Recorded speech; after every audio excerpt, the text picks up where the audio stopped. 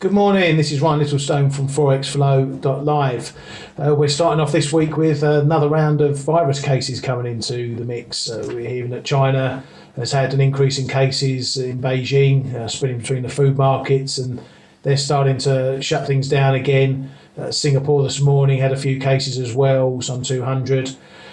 And also the US, we're hearing that they've had their highest cases in certain states, and it's the virus message is really coming back into the fore as we start the early part of the week.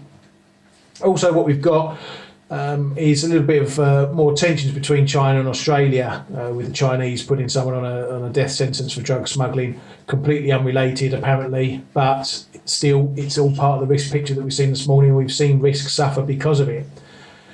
Now, one of the pairs I was looking at last week was cable, and this was because of the reopening thing that we were talking about, but also the Brexit thing coming into things as well. We had the negotiations last week, another stalemate, more comments from Barnier as he addressed Parliament, just re-emphasising that stalemate.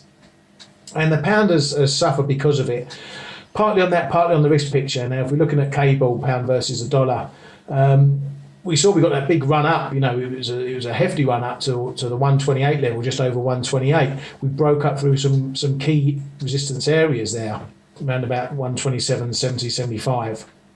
Now, these were levels I was looking at for potential short, and I had a short around 128. It was more of a scalp, and I had a bit, made a bit, gave a bit back. It was a bit uncertain because it was such a strong looking rally. I didn't really want to get in on the longer term trade. And of course, now we've seen it's turned right around on this risk picture, and we've come all the way back down to the mid 124s. So it's really turned around, and today we've got the meeting between Boris and von der Leyen of the EU. The market's been building it up a little bit, but it's not really much of anything because she's not really she's like Juncker, Juncker. She doesn't really have a say in things. It's the EU states who make the decisions. It's Barnier who leads the negotiations. So what we're expecting is just a little bit of same old, same old. This is the EU's position versus what Boris says about this is the UK's position. But we know that that's all been kicked pretty much to the autumn now, with Barnier saying that the thin end of the wedge is going to be in the autumn, when negotiations really need to be done by. So again, for the pound, we're probably going to sit in a little bit of a no-go zone. We're going to be up, we're going to be down on this risk picture. But another chart I want to look at, before we jump to that chart, just back to this cable chart. If you're looking from a technical basis, I've got a level here around about the low 124s, 124.07. We've got the 55 daily moving average there.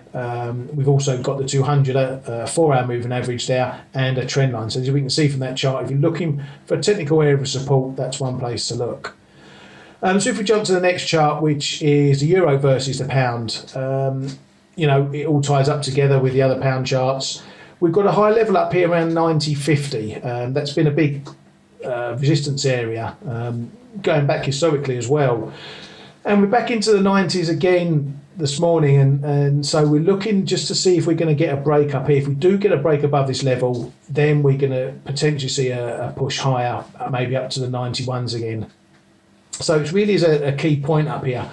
It's one of those levels I may possibly look for a short, just to test the level, but then I may look to reverse that into a long if we break.